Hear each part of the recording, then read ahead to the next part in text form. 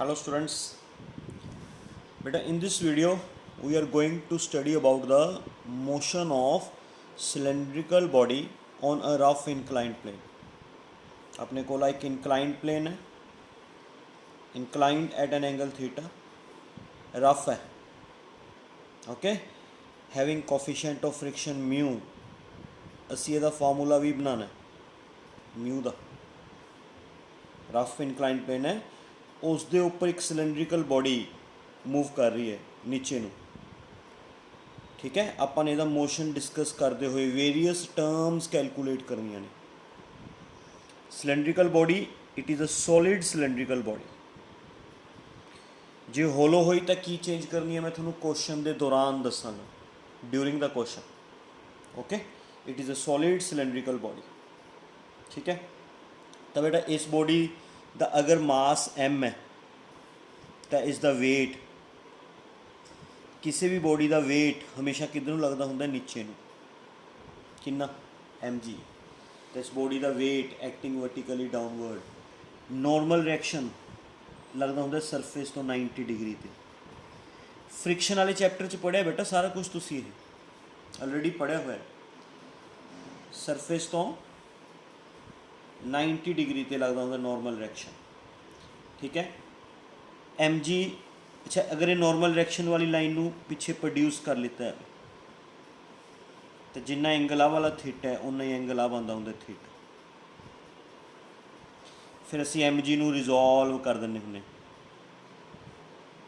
इन्हूं दो कंपोनेंट्स वंड लेने हुन्ने mg cos theta and mg sin theta. जिधर एंगल बनया हुआ है इधरली साइड किहड़ा कंपोनेंट लगता होंगे बेटा mg एंगल वाली साइड cos थीटा कोस वाले तो 90 डिग्री ते कंपोनेंट लगता होंगे mg sin थीटा। जिहड़ा r है वो mg cos थीटा नूं बैलेंस कर लेगा। r बैलेंसिस mg cos theta, r बैलेंसिस mg cos theta ठीक है। तो बॉडी के ऊपर सिर्फ एक फोर्स रह गई mg sin थीटा। इस फोर्स कारण बॉडी मूव्स डाउनवर्ड, बॉडी का मोशन नीचे नूं होएगा, फ्रिक्शनल फोर्स लगेगी ऊपर नूं। फ्रिक्शनल फोर्स लगती होंगी है in between the two surfaces along the tangent.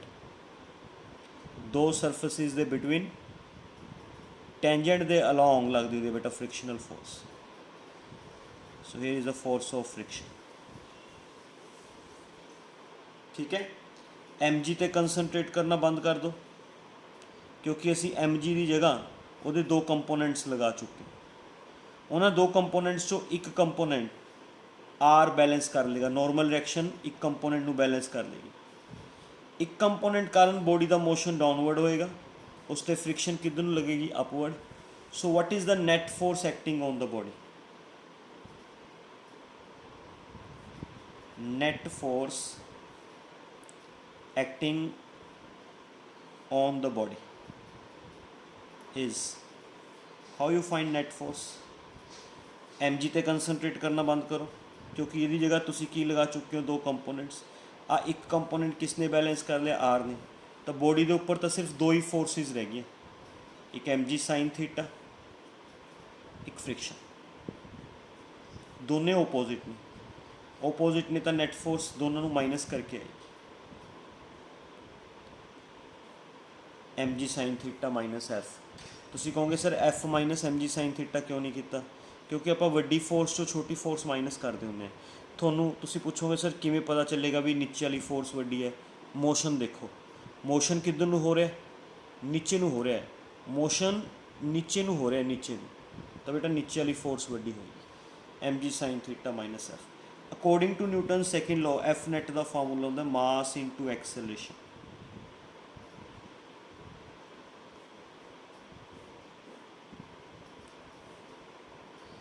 ठीक है।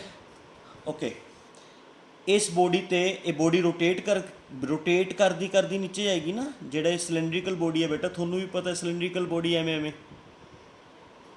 देखियो रोटेट करदी नीचे जाएगी है ना बेटा, एवें घूमी जाएगी तो नीचे जाएगी। अगर ये बॉडी रोटेट करेगी, रोटेट कर रही है दैट मीनस इस ते की लग रहा है बेटा? टॉर्क लग रहा है ना। torque acting on the body.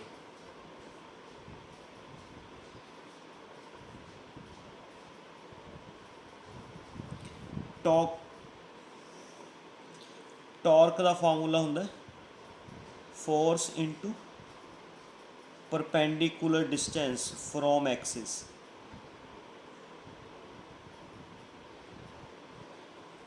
Force into perpendicular distance from the axis.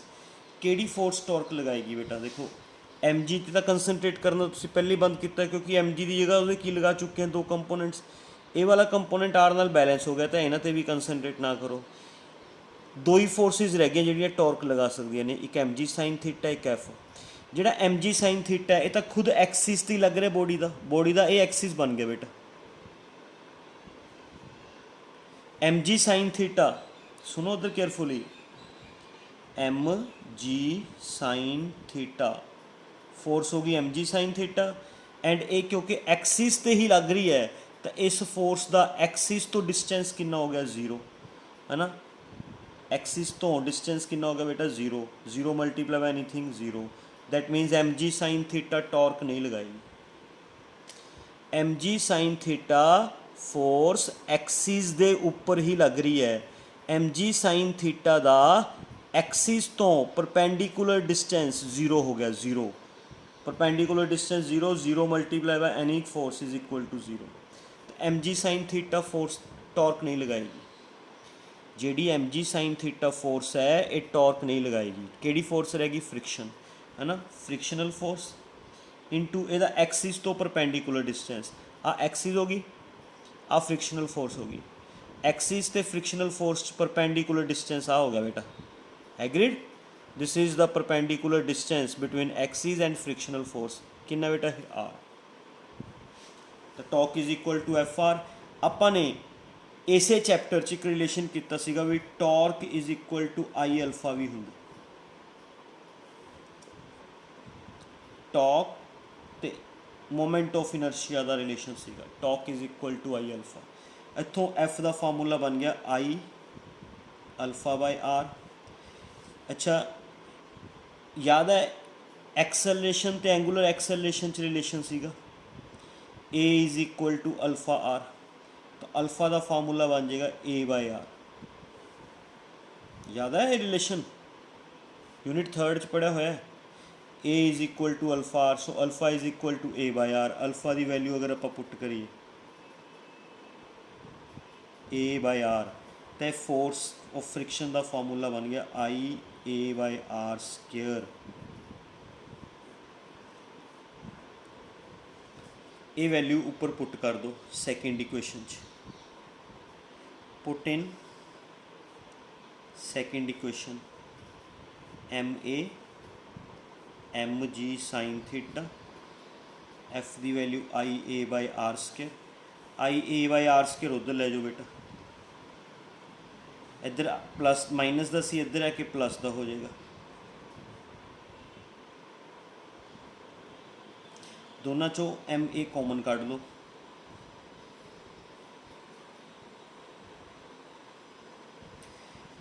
इसका एम ए कॉमन आ गया, अंदर आएगा वन।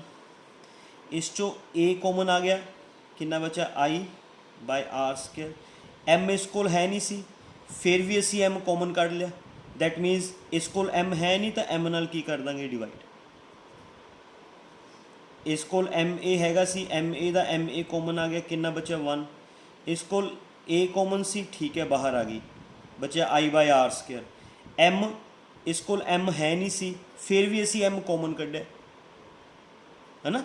एम कॉमन कढ़िया, इस कोल एम है नहीं सी तो एम नाल की करांगे बेटा डिवाइड। कॉमन मैं जो थोनों पहला भी कढ़ना सिखाया हुआ है, सिखाया ना बेटा, आंदा थोनों M common कढ़ना।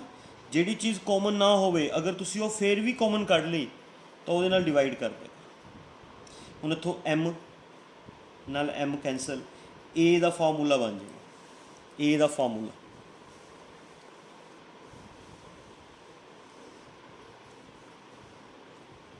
A is equal to G sine theta upon one plus I by M R square. This is the formula for A. बेटा इनकलाइंड प्लेन ते R is equal to M G cos theta होंदा है, ये याद रखना।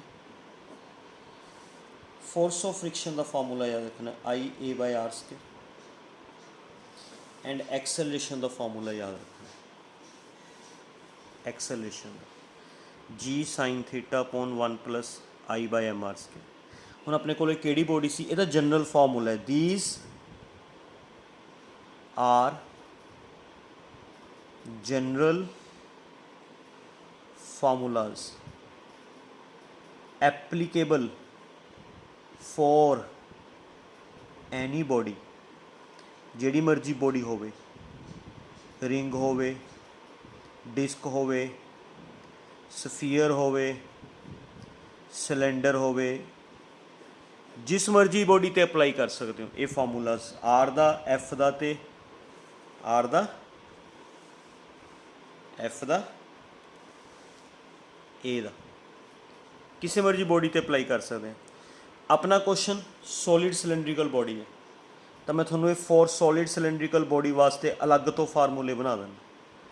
For cylindrical body, किहड़ी body है बेटा, solid, solid cylindrical body का I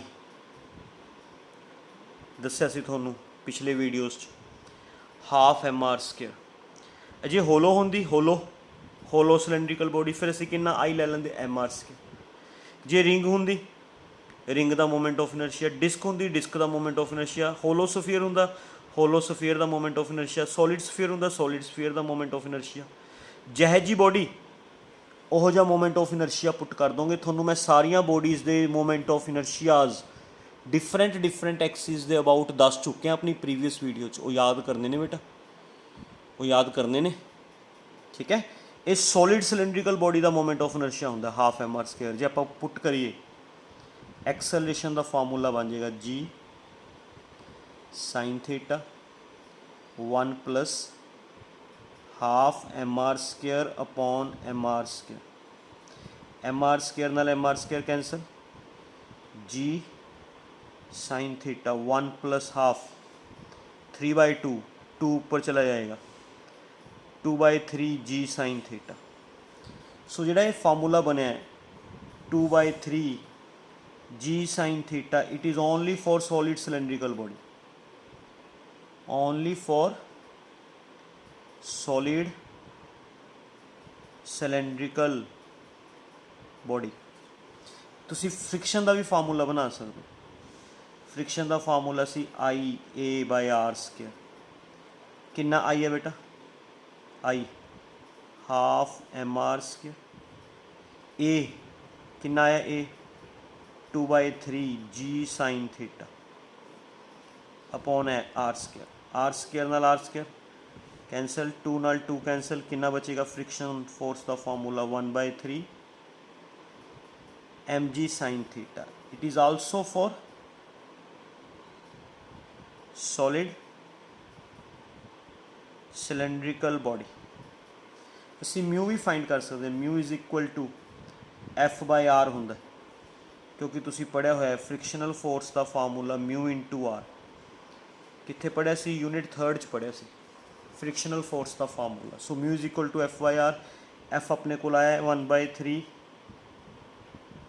am G sine theta and are अपने को एम जी कोस थीटा भी इक्वल है, चेक करो आसी का। एम जी नाल एम जी कैंसल, कितना बनेगा, म्यू का formula 1/3 sine theta by cos theta tangent theta. It is also for solid cylindrical body. ये मैं थोनू फार्मूले जिहड़े आ बनाए ने बेटा, आ 3 फार्मूले ये सॉलिड सिलेंड्रिकल बॉडी वास्ते बनाए। जह जी बॉडी होएगी वो जी आई की वैल्यू पुट करके ए दे फार्मूले तो ए आ जाएगा, एफ दे फार्मूले च आई तो ए की वैल्यू पुट करके एफ आ जाएगा, म्यू दे फार्मूले च एफ बाय आर की वैल्यू पुट करके म्यू आ जाएगा। जह जी बॉडी होएगी वो जी बॉडी वास्ते तुसी ये फार्मूले बना सकते, जह जी मर्जी बॉडी वास्ते बना सकते। तो ये तो बेसिक फार्मूले सीगे जिहड़े आ मैं कराए ने, आर एफ वाला एंड एक्सेलरेशन वाला, ठीक है बेटा। पर आ सिर्फ सिलेंड्रिकल बॉडीज़ ते लगन। क्लियर? कोई कन्फ्यूज़न? समझ आ गई? Okay, thank you very much.